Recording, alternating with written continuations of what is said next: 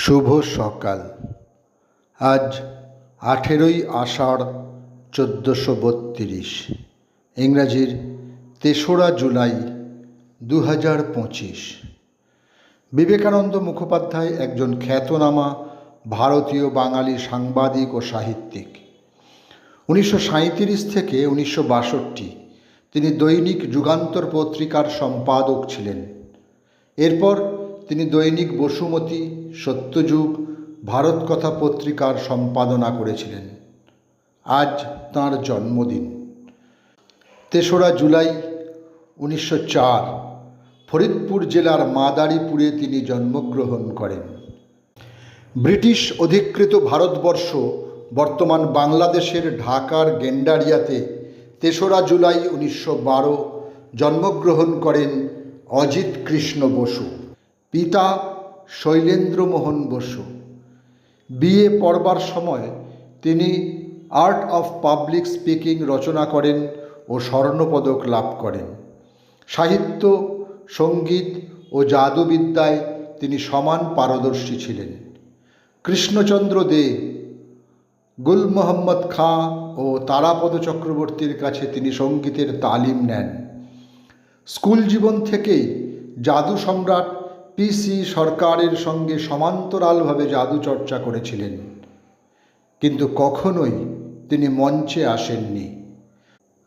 তবে জাদুবিদ্যা ও জাদুকরদের বিচিত্র জীবন ও কৌতূহল উদ্দীপক ঘটনা নিয়ে লেখা তাঁর জাদু কাহিনী গ্রন্থটি 1964 সালে দিল্লি বিশ্ববিদ্যালয় থেকে নরসিংহ দাস পুরস্কার অর্জন করেছিল।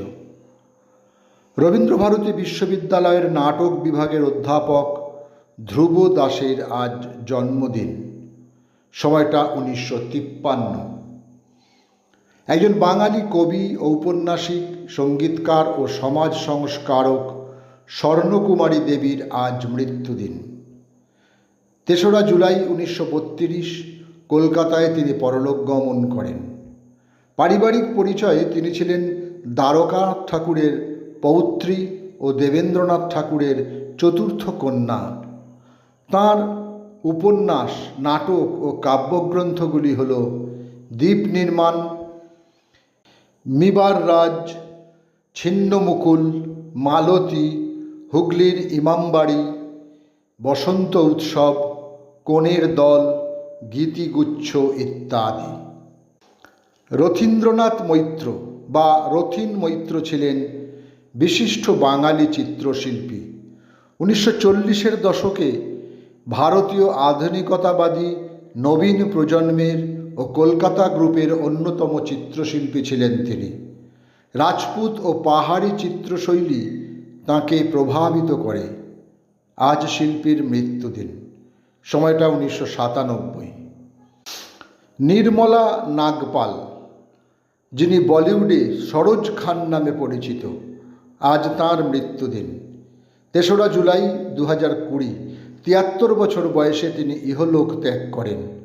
মাত্র 3 বছর বয়সে নজরানা চলচ্চিত্রে শিশু শিল্পী শ্যামার চরিত্রে তাঁর আত্মপ্রকাশ এবং 1974 সালে গীতা মেরা নাম চলচ্চিত্রে কোরিওগ্রাফার হয়ে তিনি আত্মপ্রকাশ করেন।